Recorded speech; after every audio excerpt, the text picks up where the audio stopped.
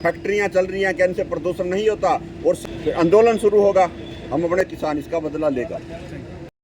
नमस्कार साथियों, मैं ईशु प्रजापति और इस वक्त मैं मौजूद हूँ जिला सचिवालय में, जहाँ पर आप देख सकते हैं मेरे पीछे जो हमारे देश के अन्नदाता किसान हैं वो इकट्ठा हो चुके हैं। बता दें, पराली की समस्या को लेकर हमारे जो अन्नदाता हैं आज इकट्ठा हुए हैं। तो साथियों, इनसे जानने का प्रयास करते हैं कि इन्हें कौन सी समस्याएं जो है सामना करना पड़ रहा है, पराली की जो बड़ी समस्या इनके सामने आ रही है उसको लेकर क्या कुछ कहना चाहेंगे, इनसे जानने का प्रयास करेंगे। और आप सभी से यही अपील रहेगी, इस वीडियो को ज़्यादा से ज़्यादा शेयर ज़रूर करें और कमेंट करके हमें अपना विचार ज़रूर साझा करें। तो हमारे साथ जो हमारे किसान भाई हैं वो जुड़ चुके हैं, उनसे बातचीत करने का प्रयास करेंगे।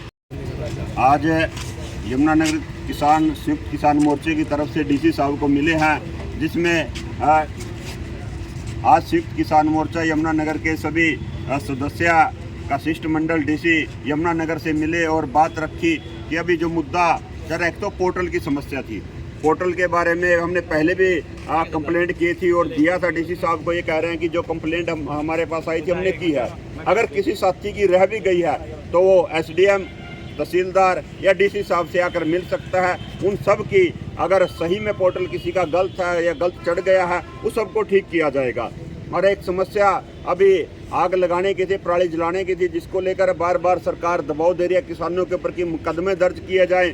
तो उसको लेकर हमारी बात हुई है कि किसान कोई भी आग लगाना नहीं चाहता, लेकिन हमारे पास पर्याप्त मात्रा में सरकार ने साधन नहीं दिए कि हम इस पराली को लेकर कहाँ जाए। अभी जो बेलर मशीनें हैं जो गांठ बनाती हैं, वो गांठें बनाकर चले गए, दोबारा उठाने के लिए नहीं आए और उनकी संख्या बड़ी कम है। अब 3 लाख एकड़ में धान की फसल है और मात्र 1 या 2 मशीन पूरे जिले में है जो बेलर बनाती है, गांठ बनाती है। वो कैसे पूरे जिले में बेलर बना देगी? तो हमारी मजबूरी है आग लगाना। जिस खेत में हमने आलू लगाना है उसमें हम कैसे उस खेत को संवारेंगे?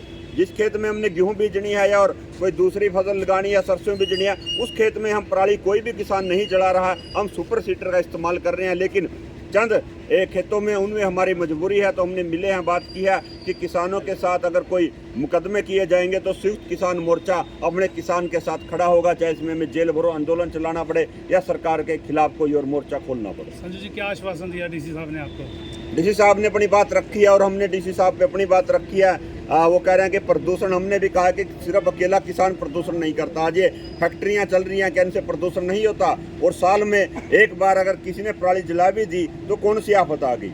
तो हमने अपनी बात डीसी साहब के पास रखी। डीसी साहब के आश्वासन से आपको प्रसन्न नहीं, उन्होंने अपनी बात रखी, हमने अपनी रखी। हमने कहा कि अगर किसान पे मुकदमे दर्ज होंगे तो हम अपने किसानों के साथ खड़े होंगे, चाहे हमें जेल भरनी पड़े या कोई और आंदोलन छेड़ना पड़े। मतलब ठोस कोई भी कि आपको जवाब नहीं मिला? हाँ, नहीं, हमने साफ साफ कह दिया डीसी साहब को कि हम अपने किसान के साथ खड़े हैं। फिर एक किसान अकेला जेल में नहीं जाएगा, पूरे जिले के किसान, पूरे देश के किसान उनके साथ जेल में जाएंगे। अगर आपकी बात को नहीं मानती सरकार फिर आंदोलन शुरू होगा।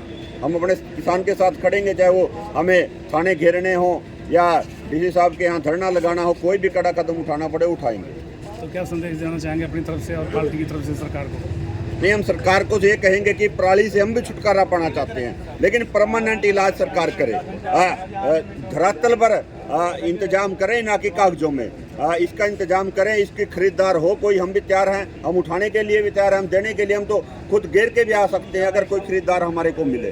तो इसका परमानेंट सरकार इस्तेमाल करे। ऐसे अखबारों में या मुकदमेबाजी से किसान को ना डराया जाए, नहीं तो फिर आने चुनाव में किसान इसका बदला लेगा।